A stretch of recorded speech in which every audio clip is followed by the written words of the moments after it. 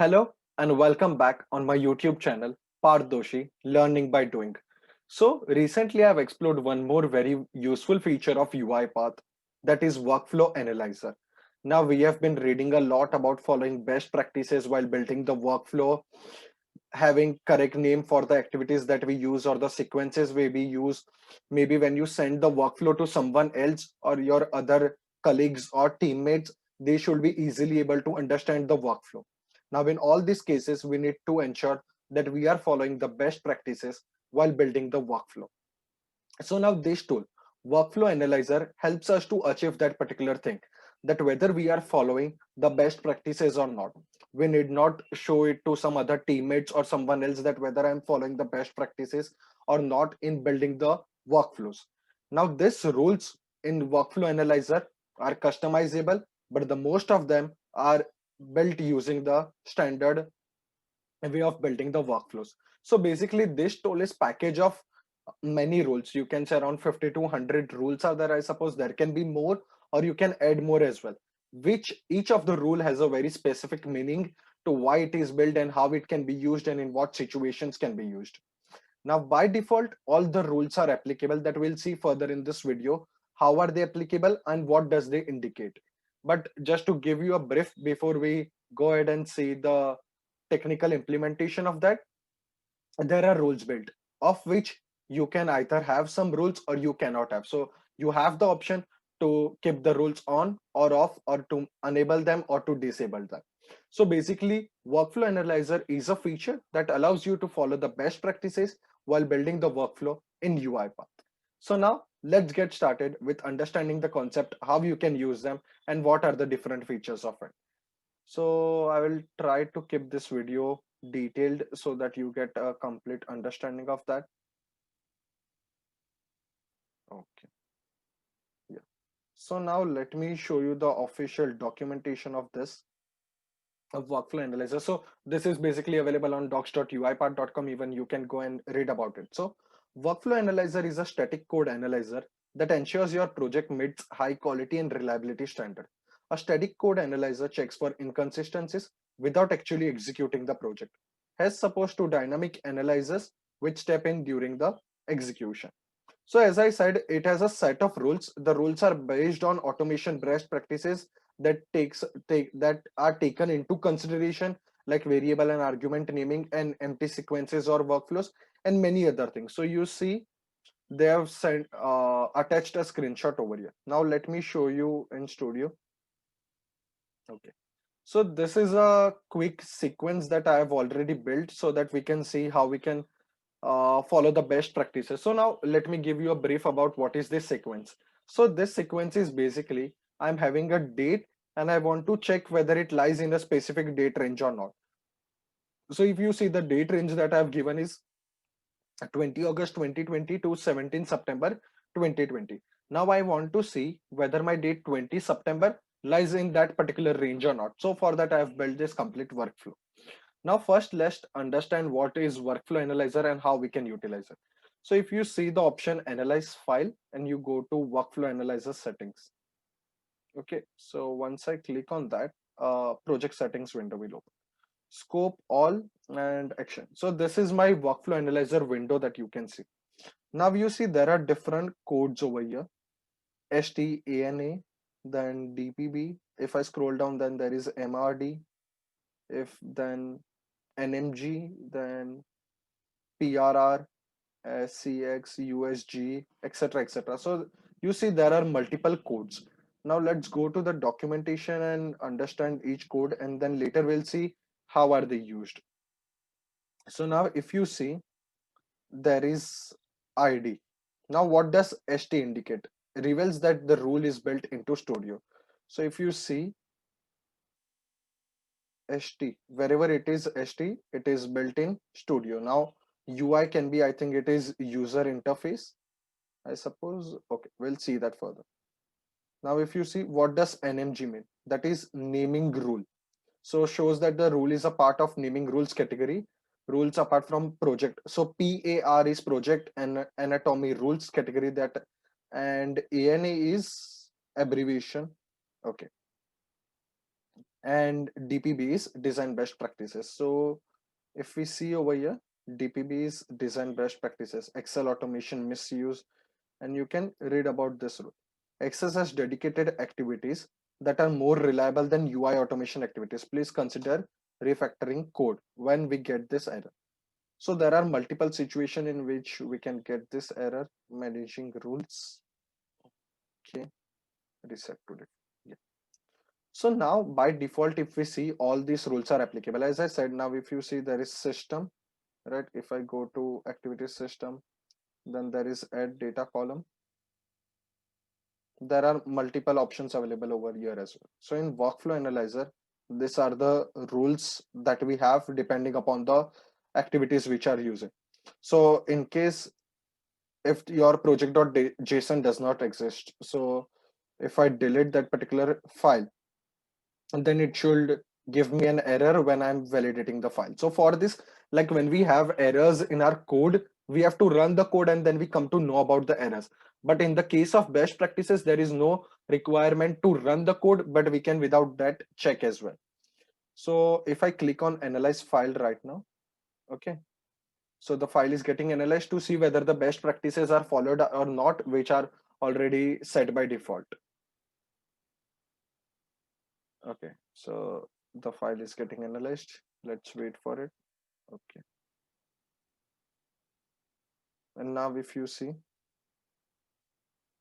I have multiple errors over here. Now, why is this first? Let's understand why is this first error. So if you see log message not used in the workflow main. So it is always a best practice to be followed that log messages are given at the end and the start, like log execution started and log execution completed. Maybe a start and end time can be used or something like that. So because of this, we have this particular error. So what we'll do is we'll add a log message, right? And I will just simply put it over here. Okay. I'm going to keep it as info. So we'll see what are the best practices and we'll build a complete workflow and try to resolve all the comments that we have. So execution started. Right. And let me copy this and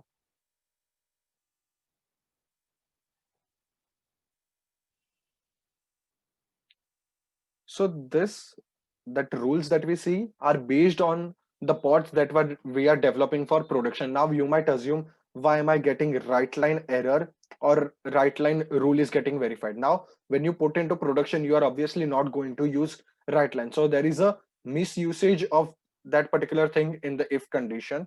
So that is why we might have that error as well. Okay, so now let me go to error list. Yeah, display name duplication. And now if you see over here, assign, this does not have a meaningful name. Now what am I assigning over here, or what is it used for? So assign for date one, and I will copy that and I will paste it over here. So let me paste assign for date two. So now log message we might have for this as well, log message start, and we'll put here log message complete. Okay, now let's see. Yeah, so we have total of 16 warnings, and after making these changes, we'll see how we can, how much errors are we having. So right line display name is defined many times. Okay, this we have changed. Right line activity usage at right line. So what does this indicate? Right line activity can be replaced with trace points during debug. They should be removed before publishing. So like I said, these suggestions are based on the production based bot that we are using. So if you see, the recommendation is that as well, this can be replaced, right? So we'll do that. What we'll do is we'll use a log, and let me delete this, paste it over here, and I'll change this. Comparing date lies in the given range, right? And I will delete this and I will copy. So why am I solving each of these errors with this small workflow is you get the complete implementation idea as well, like how it can be used. Does not lie. Okay, going back to the error list, what we have further. Okay, we need to change this log message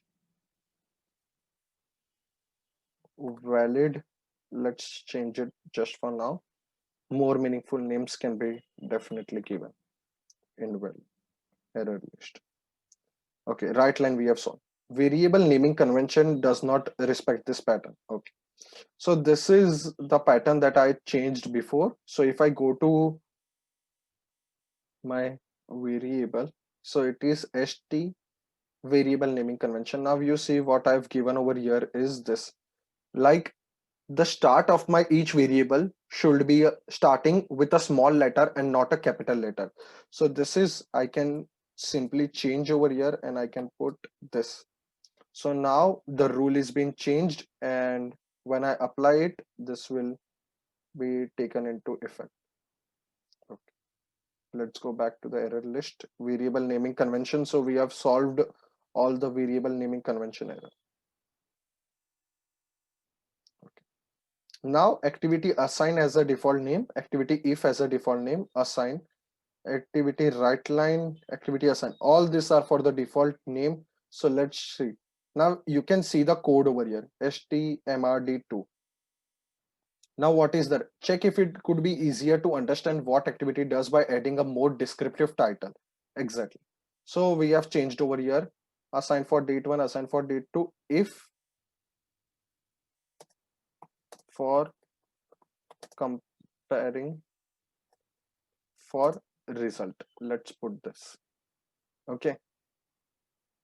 So now let's see if we are following the best practices. We have renamed the sequence. The log message does not have the same title. Assign for date 1, date 2. Now over here. Yeah. So this is for assign for comparing date and assign for date 2. Now if you see, if I'm sending this workflow to you as well, if you are watching this video and you are building the same workflow and you have to send it to someone else, that person, when he opens the workflow, he will have a clear idea of what it is happening and which activity is used for what purpose. So that is the reason these are the best practices that we see over here. Error list, do we have? Okay, now what I will do is I will click on analyze file again and see if we are having any errors or not. Okay, variable 1 does not respect the pattern. Okay, why we have this? Let me,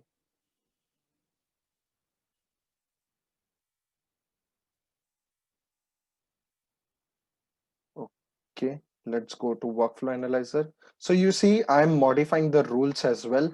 So this is what I'm trying to explain in this video as well, like how we can edit. Okay, what we'll do is we'll search for this over here, STNMG, it's 001, I think. STNMG 001. Let me search it. Okay, variable naming condition, and maybe we could reset it to default if the option is available. Reset to default. Okay. Okay. Save and analyze the file. Variable result 1. Now, why is this? Because we are not allowing the hyphens in our regular expression. So if you see, if I remove this, right? So this will get changed automatically everywhere. And now if I click on analyze file, okay, we have no errors. So you see, this is how I have followed all the best practices, right? And I have built a complete workflow with best practices. I know this is not a complete use case, but just to understand the purpose of workflow analyzer, how it can be used, how you can solve the errors, how you can customize the rules, how you can understand each of the rules. So if you see, the documentations are very useful. You can create your own custom rules as well. And there is a documentation available for each of the code that we have seen and each of the multiple rules that we have seen. So managing rules, you can see the rules are managed over here. You can change the default action as well from warning info. So we have three: generates an error in the error list, warning, generates an error in the error list again, info, and verbose, create large log files. Okay, reset to default. So if you have changed by mistakenly anything and you don't know what is the default one or what was it by default, you can just simply right click and click on reset to default like I did right now. So validation is how we are doing right now. So if you see, when I click on this and there is analyze project validate file, check only for validations error, then validation of the complete project. If there are multiple XAML files, then you can go for. Now there is one more important thing. Yeah. Enforce the workflow analyzer before run or publish. How you can do that if you want to analyze or if you want to keep that rules before run or publish. So basically go to home, you can go to settings and designs, and if you see over here, analyze RPA files only. Now if you see over here, analyze RPA rule, enforce analyzer rules before publish. So if you do this, yes, then before publishing, these rules will be analyzed. And if they are having any errors, then it won't be published. Now what we'll do is let's save this. Okay. Use the toggle to allow or restrict running projects with workflow analyzer error. Okay. And I'll go back. And if you see, this is only for errors. So what I'll do is I will again rename a variable to _1. Okay. And what I'll do is I'll go to analyze project workflow analyzer setting and nmg00. I will change this to error. Now let's see what happens in this case if I execute the file. You see, I'm not able to execute it because I have an error in my workflow analyzer. So this is how that particular feature can be used if you want to enable before it being executed or before it is getting published. So that is how you can use this feature, and I'm going to just turn this off and go back to my workflow. Okay, so as we saw over here, we have successfully understood what is workflow analyzer, how we can use it, what is the importance of it, how it can be used while building the workflows. And I hope you understood each and every concept of the workflow analyzer. So thank you for watching the complete video. If you have any queries, you can put them in the comment section or you can feel free to contact me. Also, please refer to the documentation if you are trying to build some custom rules and if you want to understand each of the code in detail.